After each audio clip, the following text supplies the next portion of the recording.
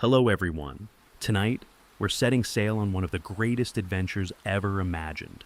An adventure that has been told for nearly 3,000 years. Passed from generation to generation, across ancient campfires, inside grand Greek temples, through medieval monasteries, and eventually into the bookshelves and classrooms of the modern world. It is the story of a man who simply wanted to go home, but whose journey became one of the most extraordinary legends in all of mythology. So, before we begin, take a moment to get comfortable. Dim the lights if you haven't already. Set your phone aside, close your eyes if you'd like, and allow yourself to drift back to a world where the sea seemed endless. The gods were believed to walk among mortals, and every distant island might hide a mystery waiting to be discovered. Tonight, we're following the journey of Odysseus, king of the small Greek island of Ithaca, a husband, a father, a warrior, and perhaps, most famously, the cleverest hero in all of Greek mythology. Unlike Achilles, whose strength became legendary, Odysseus was known for something very different: his mind. When others charged into battle, he stopped to think. When impossible problems appeared, he searched for unexpected solutions. Sometimes those solutions saved entire armies. Other times, they created even greater problems. Because cleverness, like strength, can become dangerous when mixed with pride. Our story begins at the end of a war. Not just any war, but the Trojan War. For 10 long years, the greatest warriors of Greece fought before the towering walls of the wealthy city of Troy. Thousands of soldiers crossed the Aegean Sea. Kings left their kingdoms behind, heroes earned immortal fame, and countless lives were forever changed. Why did the war begin? According to Greek mythology, everything started with a single woman, Helen of Sparta, often described as the most beautiful woman in the world. When the Trojan prince Paris carried her away to Troy, the kings of Greece united to bring her home. What followed became one of mythology's greatest conflicts. For 10 years, neither side could claim victory. The walls of Troy seemed impossible to breach. Every battle ended much like the one before, until one man imagined something no one else had considered. Not a stronger weapon, not a larger army, but a trick, a giant wooden horse. A plan so bold that people are still talking about it thousands of years later. By the time our journey truly begins, the city of Troy has already fallen. The Greeks believe the long nightmare is finally over.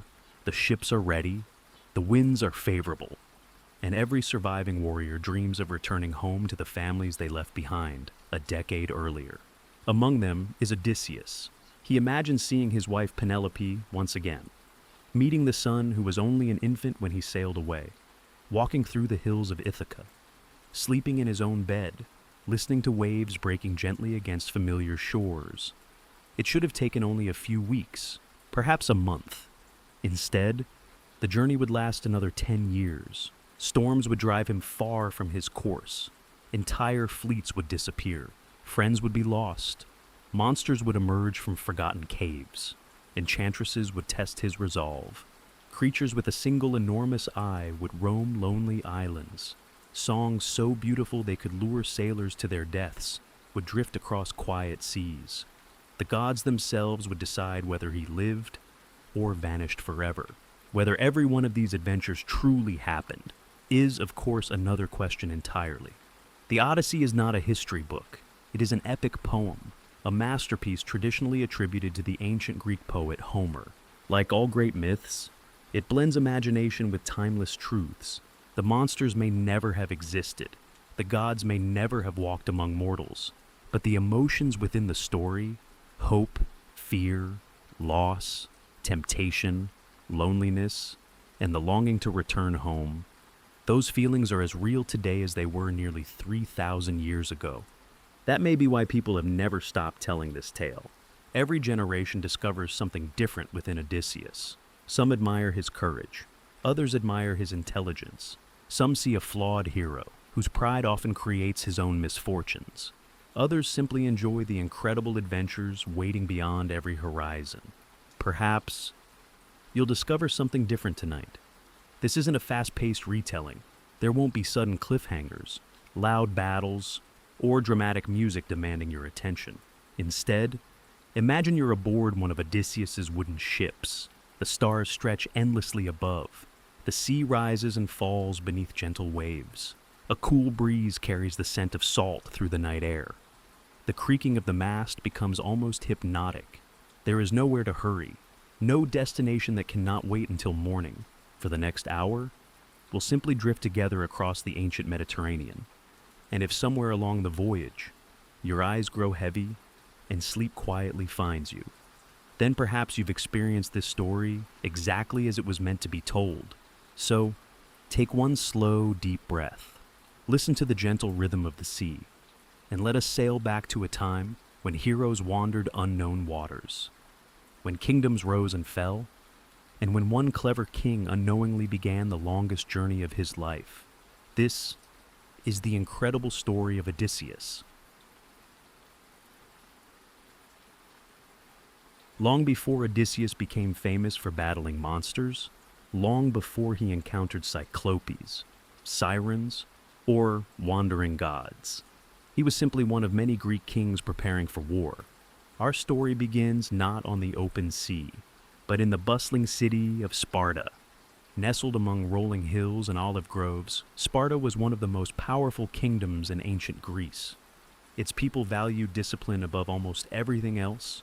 Its warriors were respected throughout the Mediterranean, and within its royal palace lived a woman whose beauty would become the subject of countless legends. Her name was Helen. Even today, thousands of years later, she is often remembered as Helen of Troy. According to Greek mythology, she was the most beautiful woman in the world. Poets described her beauty as almost impossible to capture with words. Artists painted her with graceful features and flowing golden hair. Some ancient stories even claimed that the gods themselves had blessed her with extraordinary beauty. Whether Helen truly looked this way, no one can say. Like so many figures from Greek mythology, the real person, if she existed at all, has long since disappeared into legend. But within the story, her beauty changes everything. Helen was married to Menelaus, the king of Sparta. Their kingdom was prosperous, peaceful, and for a time, it seemed nothing could disturb their lives. Then, a visitor arrived. His name was Paris, a prince from the wealthy city of Troy. Across the Aegean Sea, Troy stood proudly along the coast of what is now modern-day Turkey. Its towering walls overlooked important trade routes connecting Europe and Asia. Merchants from distant lands filled its marketplaces. Its rulers possessed tremendous wealth. To many travelers, it was one of the richest cities in the known world. Paris had come to Sparta as a guest. In the ancient world, hospitality was sacred. A traveler invited into your home was to be protected, fed, respected. To betray a guest, or to betray the person welcoming you, was considered deeply dishonorable.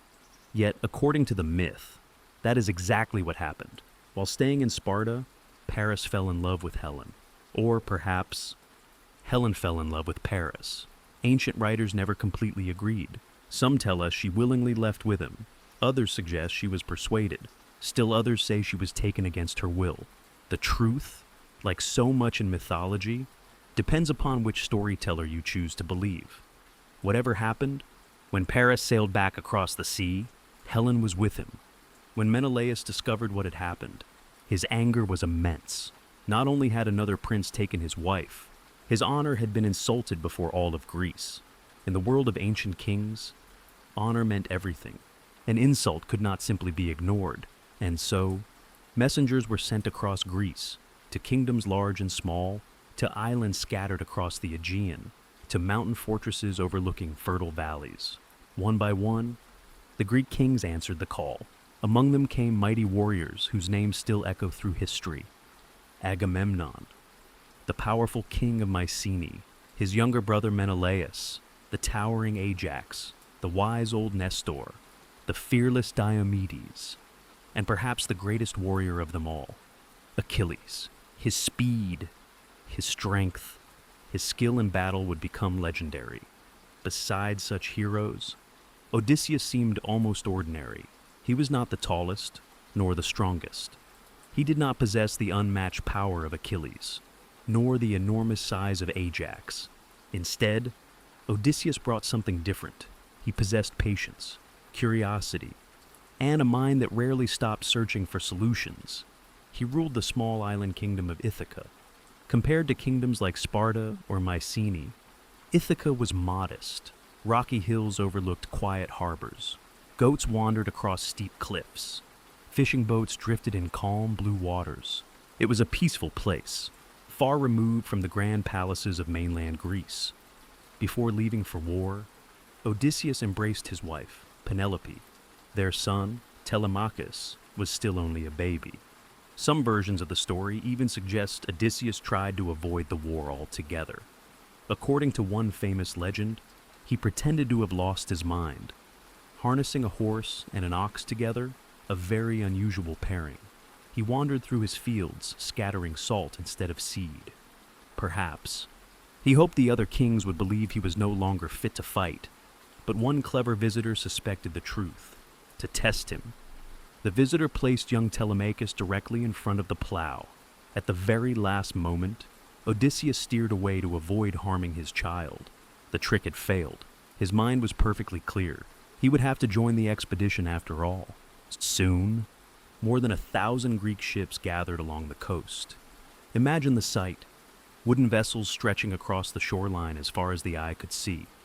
Thousands upon thousands of soldiers preparing armor. Blacksmiths hammering bronze into shining helmets. Carpenters repairing masts. Priests offering sacrifices to the gods for favorable winds. Families saying quiet goodbyes. Many believed they would return within a single summer. Few imagined they were leaving home for 10 long years. Finally, the sails were raised. The wind filled the canvas. The enormous fleet crossed the sparkling Aegean Sea toward Troy. When the Greeks first saw the city, they understood immediately why conquering it would not be easy. Troy stood behind towering stone walls. Strong gates protected its entrances. Watchtowers overlooked every approach. Its defenders were well supplied, well trained, and led by courageous princes, including Paris and his older brother Hector. The Greeks attacked, again, and again, and again.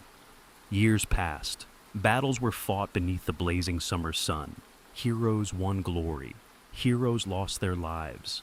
The fields outside Troy slowly became covered with abandoned weapons, broken chariots, and forgotten camps. Winter came, then spring returned.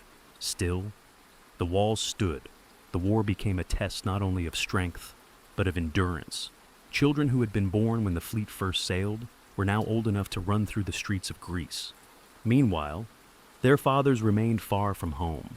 Many soldiers no longer remembered what peace felt like. The dream of returning home grew more distant with every passing year.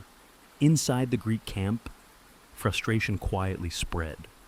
The greatest warriors in Greece had thrown everything they possessed against Troy. Yet the city refused to fall. Even Achilles, whose victories became legendary, could not end the war alone.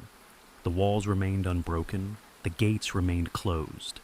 It began to seem as though Troy might never be conquered. One evening, as campfires flickered beneath the stars, and weary soldiers rested after another exhausting day, Odysseus quietly watched the distant city. 10 years. 10 years of fighting. 10 years of failed assaults. 10 years without seeing Ithaca. Without seeing Penelope. Without watching his son grow. Most men looked at Troy's walls and saw an impossible obstacle. Odysseus looked at them and asked a different question. What if the city didn't need to be defeated by force at all? What if, instead of breaking down the walls, the Greeks could persuade the Trojans to open them themselves? That single thought, simple as it seemed, would soon give birth to one of the most famous ideas in all of mythology. Not another battle, not another siege, but a trick so ingenious that people are still telling the story nearly 3,000 years later, as the campfires slowly burned lower, and the night settled quietly across the Greek camp. Odysseus continued thinking, because sometimes the greatest victories are won, not by the strongest sword, but by the cleverest mind.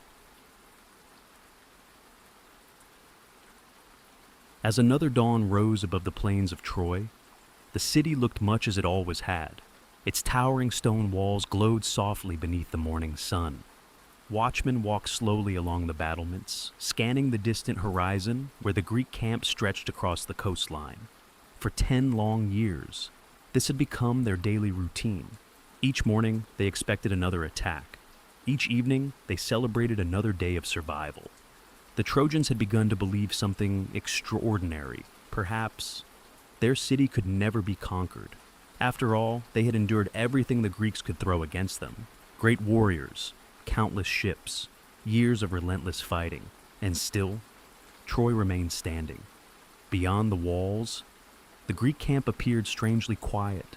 No battle horns echoed across the plain. No soldiers marched into formation. Even the familiar sounds of hammers striking bronze had faded. Something was different. As the sun climbed higher into the sky, the first Trojans noticed it. Ships, the Greek ships, they were disappearing, one by one. The great fleet seemed to be sailing away. At first, no one believed their eyes. Had the war finally ended? Had the Greeks simply given up? Messengers hurried through the streets carrying the astonishing news. Citizens poured from their homes. Children climbed rooftops for a better view. Soldiers gathered upon the city walls, far out across the glittering sea. The sails of the Greek fleet slowly vanished beyond the horizon. The impossible had happened. After 10 exhausting years, the enemy had gone. Celebration erupted almost immediately. People embraced one another. Musicians filled the streets. Wine flowed freely. For the first time in a decade, the gates of Troy swung open without fear. Men and women cautiously stepped onto the battlefield that had surrounded their city for so many years, where thousands of Greek tents had once stood. Only ashes remained. Abandoned campfires still smoldered faintly. Broken spears lay scattered across the ground. Pieces of armor glimmered beneath the morning light. The Greeks had clearly departed in great haste, or so it seemed. Then someone noticed something unusual. Standing alone upon the empty plain, towering above everything around it, was an enormous wooden horse. It was unlike anything they had ever seen. Its body had been built from massive timber beams. Its carefully carved head looked proudly toward the city. The craftsmanship was astonishing. Some approached cautiously, others simply stared in silence. Questions spread almost as quickly as the celebrations. Who had built it? Why had the Greeks left it behind? Was it a monument, a gift, a message? No one knew, and whenever people encounter something mysterious, they naturally begin searching for explanations. Not far away, a group of Trojan soldiers discovered a lone Greek hiding among the abandoned camp. His clothes were torn, his face covered with dust, his hands bound tightly before he was brought into the city. His name, according to the ancient stories, was Sinon. He appeared frightened, exhausted, almost relieved to have been captured. When questioned by King Priam, Sinon told an extraordinary tale. He claimed the Greeks had grown weary of the endless war. The gods, he said, had turned against them. In order to sail home safely, they had been forced to offer a great sacrifice. The wooden horse, he explained, had been built as a sacred gift to the goddess Athena. It was intentionally made so enormous that the Trojans would never be able to bring it inside their city. If the Trojans destroyed the horse, Athena would become angry with them. But if, somehow, they managed to bring it within Troy's walls, the goddess herself would bless and protect the city forever. It was a remarkable story, perhaps too remarkable. Yet, after 10 years of war, many Trojans desperately wanted to believe it. Hope can sometimes be more persuasive than evidence. There was, however, one man who remained unconvinced. His name was Laocoon, a respected priest of Troy. As others admired the giant horse, Laocoon looked upon it with deep suspicion. Something about the entire situation troubled him. The Greeks had not suddenly become generous, nor had they spent 10 years fighting simply to leave behind a magnificent wooden sculpture. According to the Roman poet Virgil, Laocoon spoke words that would echo through history. Beware of Greeks bearing gifts. It is one of the most famous warnings ever recorded, simple, direct, and unforgettable. To prove his point, Laocoon hurled his spear toward the horse. The weapon struck the wooden side with a loud crack. For just a brief moment, the sound echoed across the plain. Some versions of the story even claim the spear caused a hollow ringing from deep within the horse's body. Had anyone listened carefully enough, perhaps everything would have changed. But history, or mythology, rarely grants such easy escapes. According to the legend, as Laocoon continued urging the Trojans to destroy the horse, something terrifying emerged from the sea. Two enormous serpents, their bodies twisted through the waves as they raced toward the shore. The creatures were said to be gigantic. Their scales glistened in the sunlight.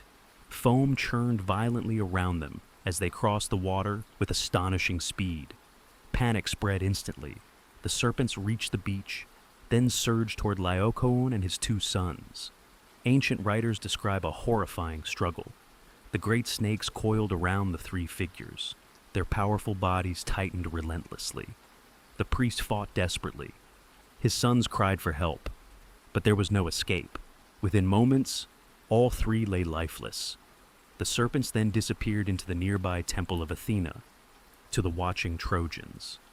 The meaning seemed obvious. Athena herself had punished Laocoon for striking her sacred offering. Surely, the horse truly was blessed. Few stopped to consider another possibility, that perhaps the terrifying event had nothing to do with the horse at all. Fear has a remarkable ability to silence doubt. Soon, the debate ended. King Priam gave the order. The horse would be brought into Troy. It was no easy task. The structure was immense. Workers wrapped thick ropes around its legs. Hundreds of men pulled together. Wooden rollers were placed beneath the massive weight. Slowly, very slowly, the horse began to move. The people of Troy cheered. Children danced alongside the procession. Musicians played triumphantly as the strange monument approached the city gates. The gates themselves were barely wide enough. Some accounts even suggest sections of Troy's walls had to be altered to allow the enormous horse inside. It was a tremendous effort, yet no one questioned whether it was wise. Victory has a curious way of making people feel invincible. When we finally believe our greatest struggle is over, we sometimes become least prepared for what comes next. High above, the afternoon sun slowly drifted toward the horizon. The horse now stood proudly in the center of Troy. Garlands decorated its wooden neck. Offerings were placed around its feet. The city celebrated as though the long war had truly ended. Songs echoed through the streets. Wine filled countless cups. Families reunited after years of fear. At last, peace had come, or so everyone believed. As darkness slowly settled over Troy, the streets gradually grew quieter. One by one, the celebration faded. Homes became still. Torches burned low. The city that had survived 10 years of war finally fell asleep, completely unaware that, hidden inside the great wooden horse, a handful of Greek warriors waited patiently in absolute silence. Among them sat Odysseus, holding his breath, listening, waiting for the perfect moment. The longest night of Troy had only just begun.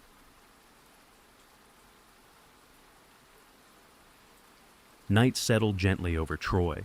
The celebrations that had filled the streets only hours before slowly faded into silence. The sound of laughter disappeared behind closed doors. Musicians packed away their instruments. Torches flickered outside homes before burning lower with each passing hour.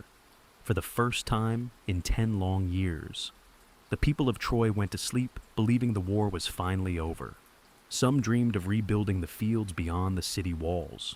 Others imagined children growing up without ever hearing the clash of bronze or the cries of battle. Merchants looked forward to welcoming ships from distant lands once more. Soldiers, exhausted after a decade of defending their city, finally allowed themselves to rest. There would be no watchful nights, no desperate alarms, no fear of another attack before sunrise. The enemy had gone, or so they believed. High above the quiet streets, the great wooden horse stood motionless beneath the stars. Its shadow stretched across the stone square, where only hours earlier people had danced around it. To anyone passing by, It was nothing more than an enormous monument, silent, still, harmless. But hidden deep inside its wooden frame, everything was about to change. The warriors packed within the horse had remained perfectly still for hours. They hardly dared to breathe. Every small sound seemed impossibly loud. The creak of timber, the shifting of armor, the quiet beating of their own hearts. Among them sat Odysseus, patient as ever. His mind remained focused. 10 years of war, 10 years of planning, 10 years away from his family. All now depended upon a single night. If even one Trojan discovered the truth, everything would be lost. Outside, the city gradually became quieter. Windows darkened one by one. The distant voices faded. Eventually, only the occasional barking dog or gentle breeze disturbed the silence. At last, the moment had arrived. According to the ancient stories, Sinon, the Greek who had convinced the Trojans to trust the horse, had remained inside the city after everyone else retired for the night. Carefully, he slipped through the sleeping streets toward the city gates. There, he opened them. Far beyond the walls, hidden behind the nearby island of Tenedos, the Greek fleet had never truly sailed home at all. The ships had simply waited out of sight until darkness covered the sea. Now, one by one, they returned. Hundreds of silent ships crossed the moonlit water. Oars dipped gently into the sea. No battle cries echoed across the waves. No horns announced their arrival. Only the quiet rhythm of rowing carried them back toward Troy. At the same time, Sinon approached the great wooden horse. He removed the hidden bolts securing its side. Very slowly, a narrow door opened. Fresh night air rushed inside, one after another. The Greek warriors climbed down into the sleeping city. Odysseus stepped onto Trojan soil once more. Behind him came Menelaus, Neoptolemus, and many of Greece's finest soldiers. No one spoke, no one shouted. They moved through the darkness like shadows. Their mission was simple: open the gates, signal the army, and take the city before dawn. Within moments, the gates of Troy stood wide open. The returning Greek army poured inside. Then, the silence ended. Shouts erupted through the streets. The clash of bronze rang out beneath the stars. Doors were forced open. Flames began appearing throughout the city. People awoke in confusion. Some believed they were trapped inside a nightmare. Others rushed toward the walls, only to discover Greek soldiers already pouring through every entrance. The city that had stood proudly for 10 years was falling in a single night. Ancient poets describe scenes of terrible chaos. Families fled through narrow streets. Warriors grabbed weapons without armor. Mothers searched desperately for their children. Smoke filled the air as fires spread from house to house. Towering buildings that had survived a decade of siege now burned against the night sky. King Priam, the elderly ruler of Troy, made one final attempt to defend his palace. According to the legend, he armed himself despite his age and faced the invaders with remarkable courage. But the city was already lost. One by one, its defenders were overwhelmed. Some of the most tragic moments of the Trojan War appear in these final hours. The Roman poet Virgil, writing centuries later, described fathers saying farewell to their families, heroes making hopeless last stands, and citizens desperately searching for escape as flames consumed the city around them. Whether every detail truly happened, no one can know. Archaeologists have discovered that the ancient city believed to be Troy was indeed destroyed more than once during its long history. One layer of ruins shows evidence of a devastating fire dating to roughly the same period traditionally associated with the Trojan War. Whether that destruction inspired the legend, or whether the legend preserved the memory of a real catastrophe, remains one of history's greatest mysteries. As with so many ancient stories, history and mythology have become impossible to separate completely. By sunrise, the mighty city of Troy had fallen. Its towering walls still stood, but everything within them had changed forever. For the Greeks, the impossible had finally been achieved. 10 long years of hardship had ended in victory. The wooden horse, a simple idea born from patience rather than strength, had succeeded where thousands of swords had failed. It is perhaps the greatest reminder in all of Greek mythology that intelligence can sometimes accomplish what force never can. Whether the horse itself ever truly existed is another question entirely. Many historians believe the story became larger with each generation that retold it. Some have suggested the horse may have symbolized a siege engine used to break city walls. Others believe it represented an earthquake, since horses were closely associated with Poseidon, the god who was also believed to cause earthquakes. Still others think it was simply a brilliant piece of storytelling, created centuries after the war. Whatever its true origin, the image of a giant wooden horse hiding soldiers inside has become one of the most recognizable symbols in history. Even today, when people speak of a Trojan horse, they often mean something that appears harmless while secretly concealing danger. It is remarkable that a legend told for nearly 3,000 years still shapes the language we use today. For Odysseus, the victory should have marked the end of everything. At last, he could return home. His wife Penelope had waited faithfully on Ithaca all these years. His son, Telemachus, was no longer the infant he had left behind. The little boy Odysseus had kissed goodbye before sailing to Troy would now be nearly a young man. How much had changed while he was away? Did Penelope still stand upon the cliffs looking out toward the sea? Did Telemachus remember his father's face? Or only stories told by others? As the Greek fleet prepared to leave the smoking ruins of Troy behind, Odysseus surely imagined the moment he would finally step onto the familiar shores of Ithaca. Perhaps he pictured the olive trees surrounding his palace, the rocky hills where he had once hunted, the sound of waves breaking against the coastline he had known since childhood. Home, after 20 years, was finally within reach. The sails were raised, the wind filled the canvas, one by one.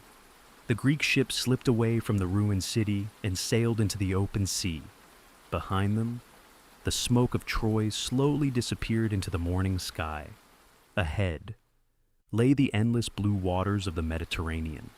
The journey home should have taken only a matter of weeks, but the ancient gods, so often unpredictable, were watching. Among them was Poseidon, Lord of the Sea, a god whose anger would soon transform an ordinary voyage into one of the greatest adventures ever told. Odysseus did not yet know it, but the hardest part of his story had not been the war. It was the journey home, and somewhere beyond the horizon, an island waited. A lonely cave overlooked the sea, and within that cave lived a giant with a single enormous eye, patiently waiting for history's most famous traveler to arrive.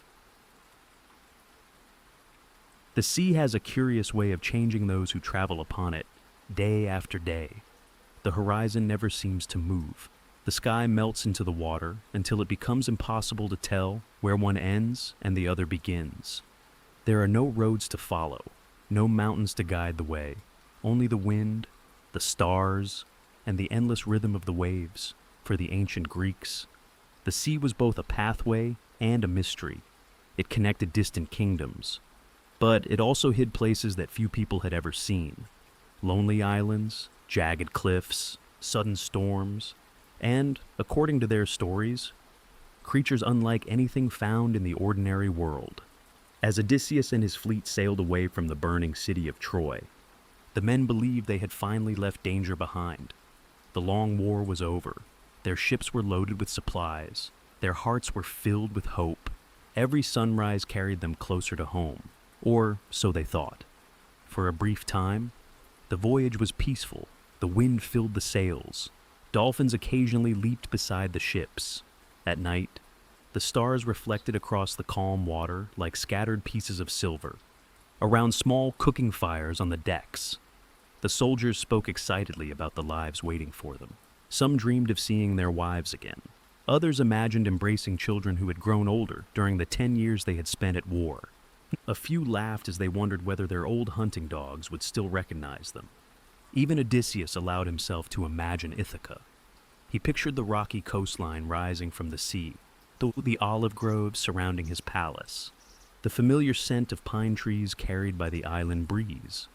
Perhaps Penelope would already be standing on the cliffs, watching the horizon as she had done so many times before.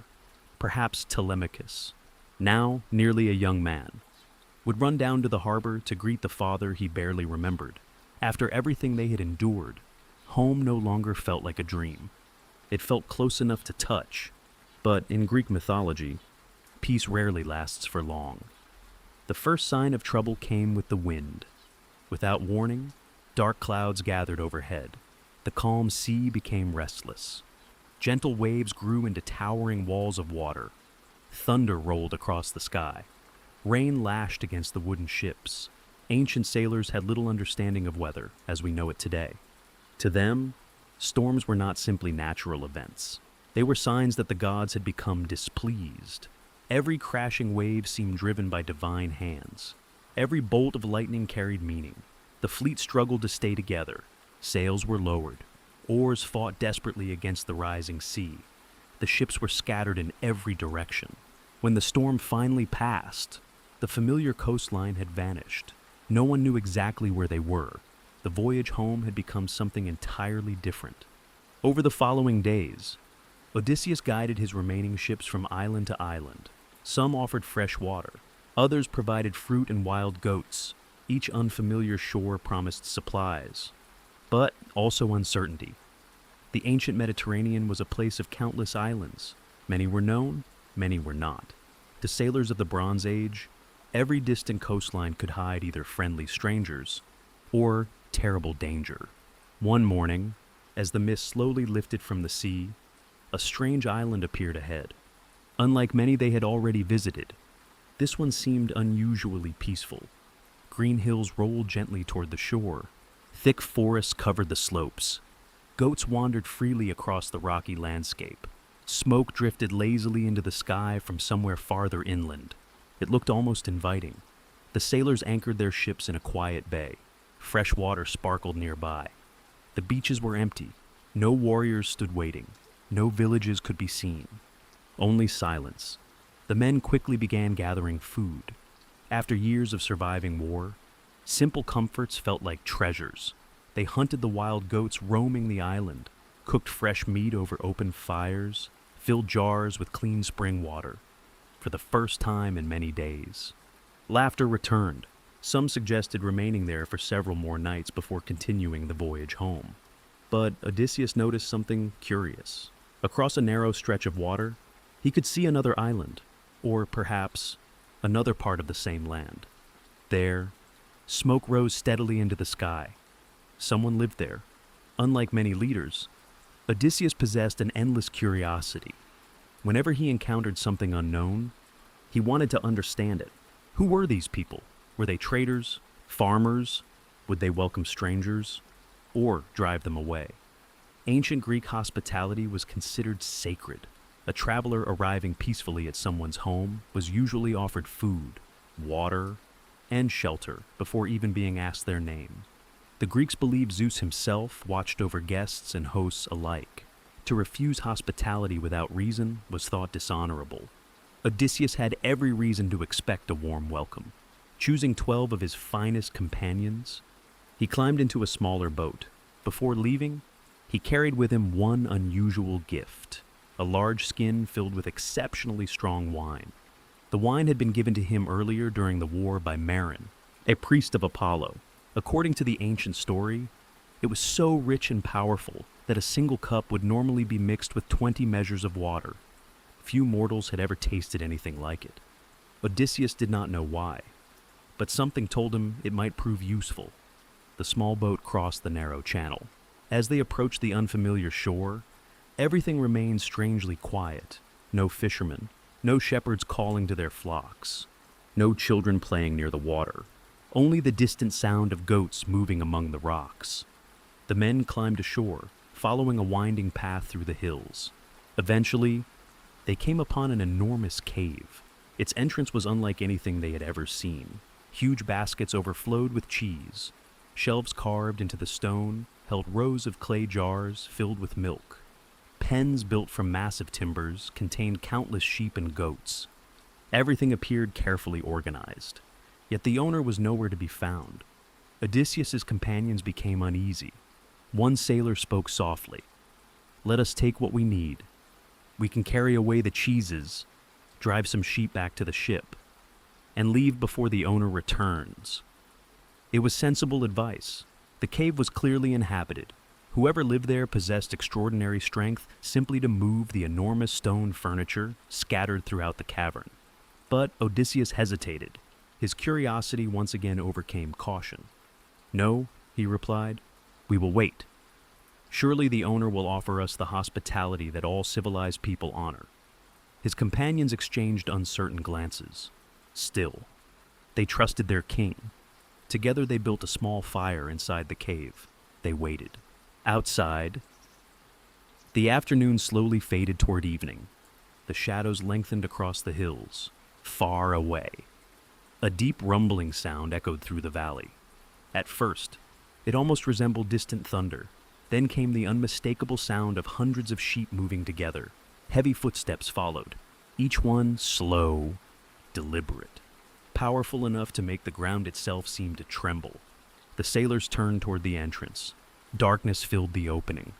Then, a figure appeared. Not merely a large man, not even the tallest warrior they had ever seen, but something far greater. A giant. His shoulders nearly filled the entrance of the cave. His arms were as thick as ancient tree trunks. Across his broad back hung bundles of firewood that would have required several ordinary men to carry. And in the center of his face, where two eyes should have been, there was only one.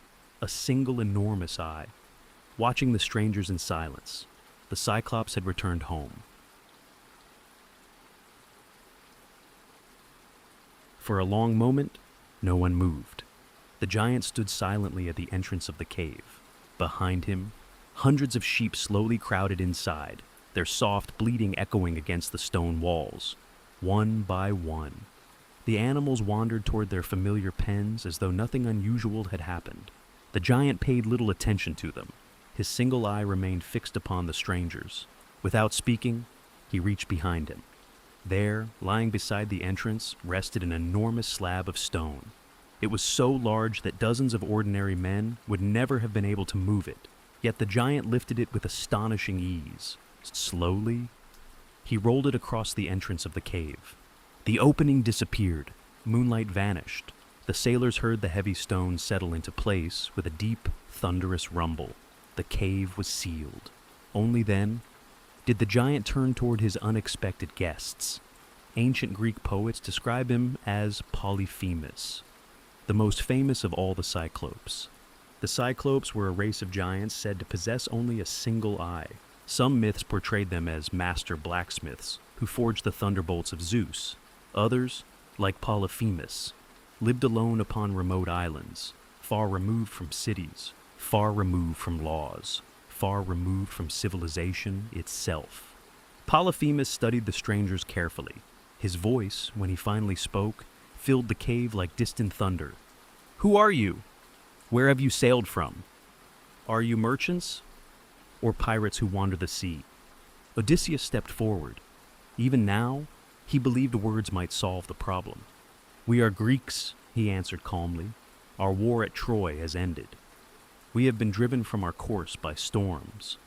We ask only for hospitality, and whatever gift a host may offer travelers."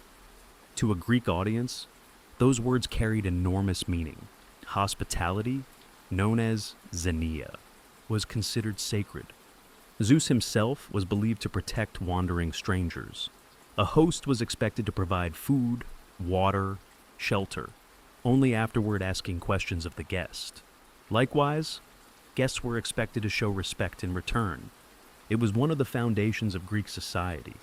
Odysseus assumed everyone honored these customs. He was wrong. Polyphemus laughed.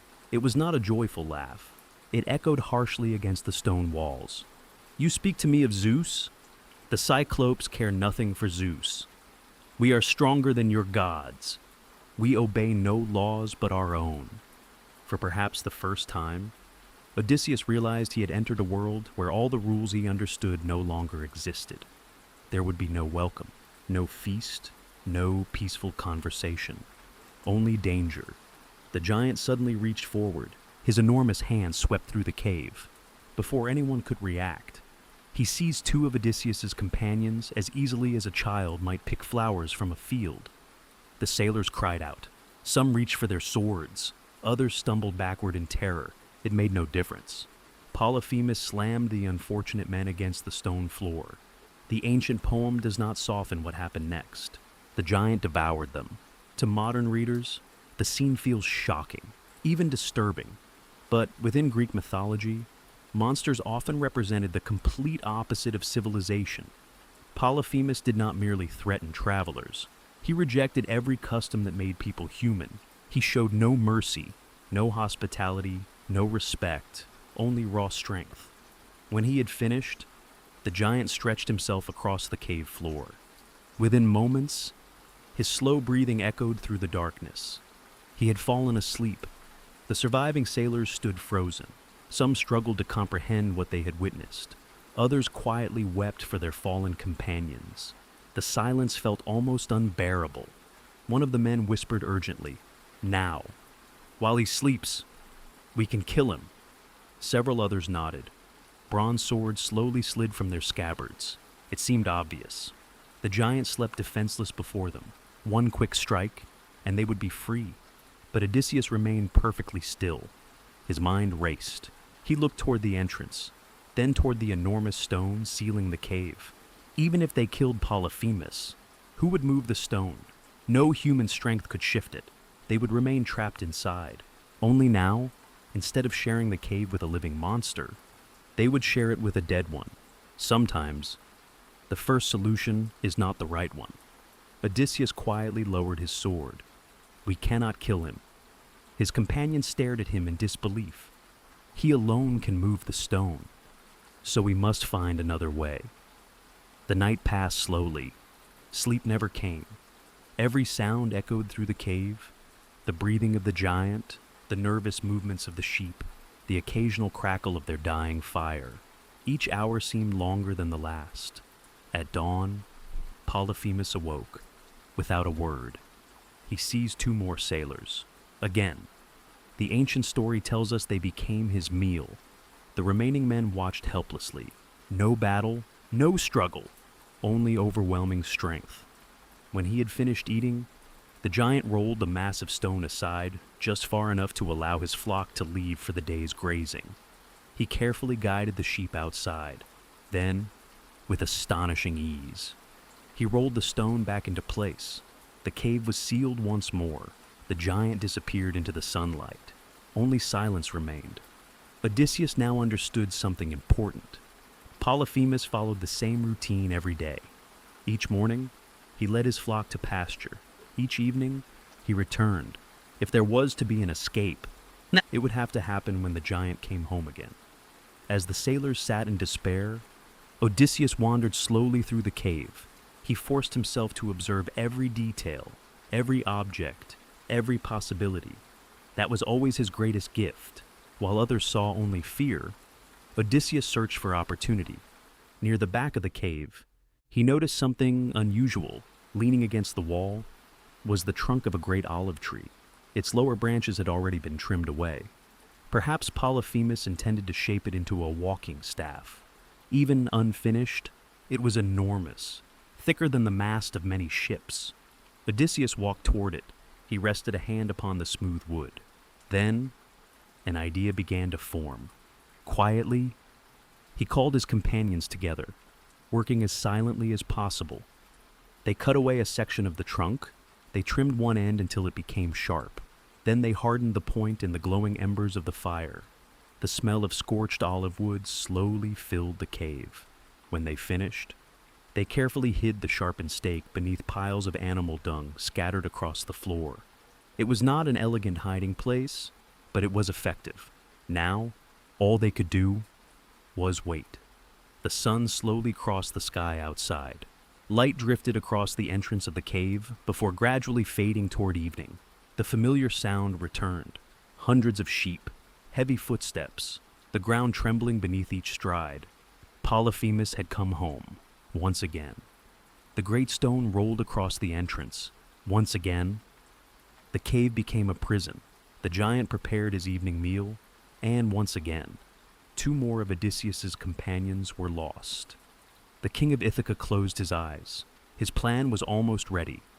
There remained only one final piece, the gift of wine, still waiting inside its leather skin. A gift he had carried all the way from Troy, without ever knowing why. Tonight, he would finally discover its purpose. Evening settled once again over the lonely island, outside the cave. The last rays of sunlight disappeared behind distant hills. Inside, only the orange glow of a small fire illuminated the rough stone walls. Long shadows danced across the cave as Polyphemus finished tending to his flock. The sheep settled quietly into their pens. The giant rolled the enormous stone across the entrance once more. The familiar thunder echoed through the cavern. There would be no escape tonight, at least, not yet. Odysseus looked around at the few companions he still had left. Hours earlier, they had hidden the sharpened olive stake beneath the straw, and refuse scattered across the cave floor. The plan was ready. But one problem remained.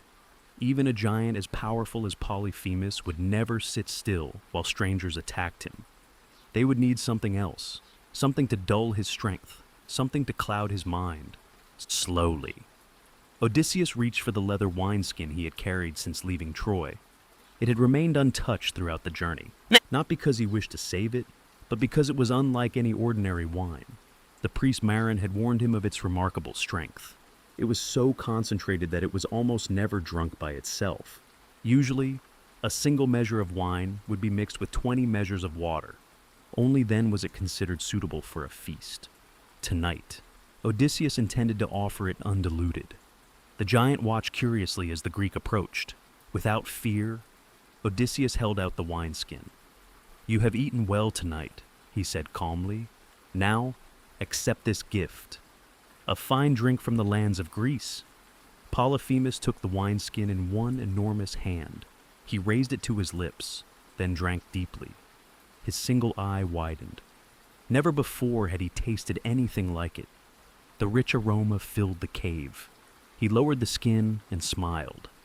It was perhaps the first smile the sailors had seen upon the giant's face. More. Odysseus obliged. Again, the giant drank. And again, each mouthful stronger than the last. The wine warmed him quickly. His movements became slower, his voice louder. He laughed to himself as though enjoying a private joke. Then he turned once more toward Odysseus. "You have pleased me, little man. What is your name?"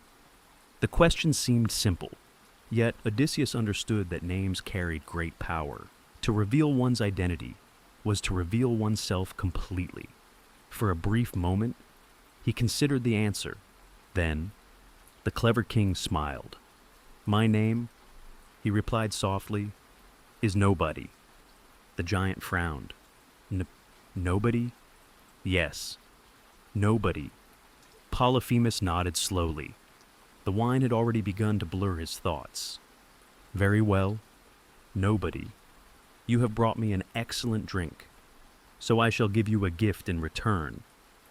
The sailors waited nervously. What reward could possibly come from such a creature? The giant laughed once more. "My gift," he declared, "is that I shall eat you last." To Polyphemus, it was a generous promise. To the Greeks, it was yet another reminder that monsters understood kindness very differently from ordinary people. Moments later, the giant's head grew heavier. His breathing slowed. Finally, with one last yawn, he collapsed onto the cave floor. The earth itself seemed to tremble beneath his weight. Silence followed. Odysseus looked carefully toward the sleeping giant. Then, without speaking, he gave a small nod. His companions immediately understood. Working together, they pulled the sharpened olive stake from its hiding place. Its point had hardened in the fire until it was almost as strong as bronze. Even so, it was far too heavy for one man alone. Several sailors lifted it together. Quietly, they carried it toward the sleeping Cyclops. The giant snored deeply. The smell of wine filled the air around him. Odysseus whispered one final instruction. Then, together, They drove the sharpened stake toward the giant's single eye. The ancient poem describes the moment with startling intensity. The olive wood pierced the eye. The men twisted the great stake as though boring through timber. The fire-hardened point hissed against the heat of the wound. Polyphemus awoke with a roar so loud that the walls of the cave echoed violently around them. The sailors stumbled backward. The giant leapt to his feet. He tore the stake free with terrifying strength. Blood streamed down his face, completely blinded. He bellowed in pain.